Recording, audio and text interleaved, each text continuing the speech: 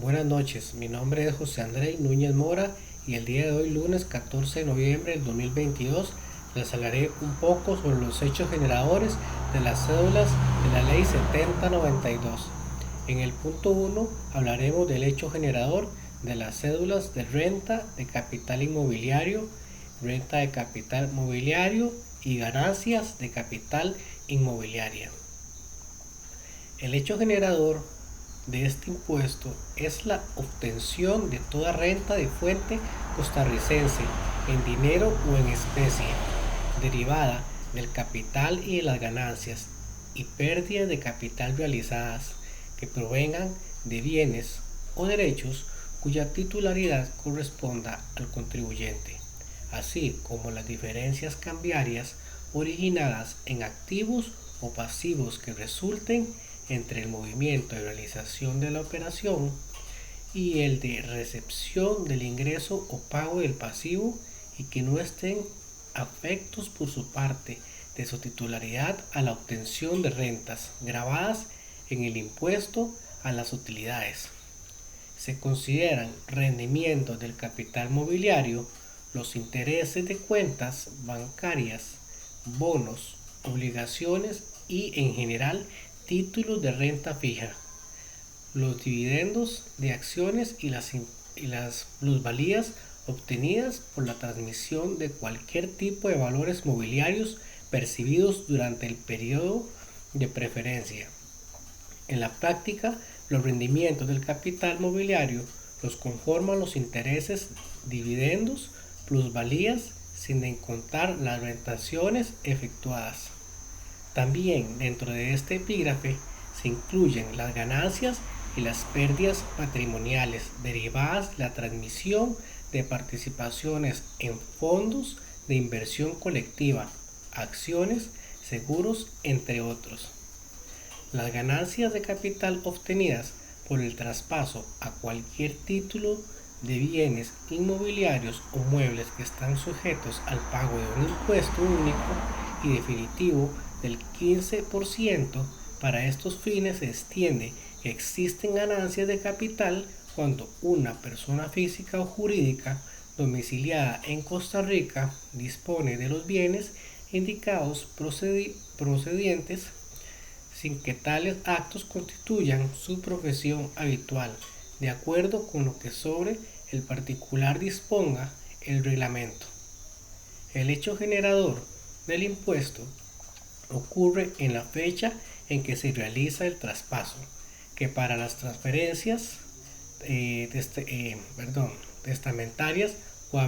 avintestados en la fecha en la que la autoridad competente ordena la adjudicación de los bienes sucesorios, el impuesto será el que resulte de aplicar la tarifa del 15% al monto que se obtiene cuando se resta el valor de adquisición inicial del valor de la transmisión. En el punto 2 hablaremos del hecho generador del impuesto sobre las utilidades y hecho generador del impuesto al salario. El hecho generador del impuesto sobre las utilidades es la percepción o devengo de rentas en dinero o en especie, continuas u ocasionales, procedientes de actividades lucrativas de fuentes costarricenses, así como cualquier otro ingreso o beneficio de fuentes costarricenses, no exceptuadas por la ley. Para los efectos de los dispuestos, se entenderá que por rentas, ingresos o beneficios de fuente costarricense, los generados en el territorio nacional provenientes de servicios prestados, bienes situados o capitales utilizados que se obtengan durante el periodo fiscal de acuerdo con las disposiciones de esta ley. A los efectos de este impuesto también tendrán la consideración de actividades lucrativas, debiendo tributar conforme a las disposiciones del impuesto a las utilidades, las obligaciones de toda renta de capital y ganancias o pérdidas de capital realizadas obtenidas por las personas físicas o jurídicas y entes colectivos sin personalidad jurídica que desarrollen actividades lucrativas en el país, siempre y cuando éstas provengan de bienes o derechos cuya titularidad corresponda al contribuyente y se encuentren afectos a la actividad lucrativa. El hecho generador de la obligación tributaria es el presupuesto establecido por la ley para la tipificación del tributo cuya realización origina el nacimiento de la obligación en las situaciones jurídicas, desde el momento en que éste definitivamente esté constituida de conformidad con el derecho aplicable. En el caso del impuesto al salario, es un ajuste que realiza Hacienda todos los años con base en el aumento del índice de precios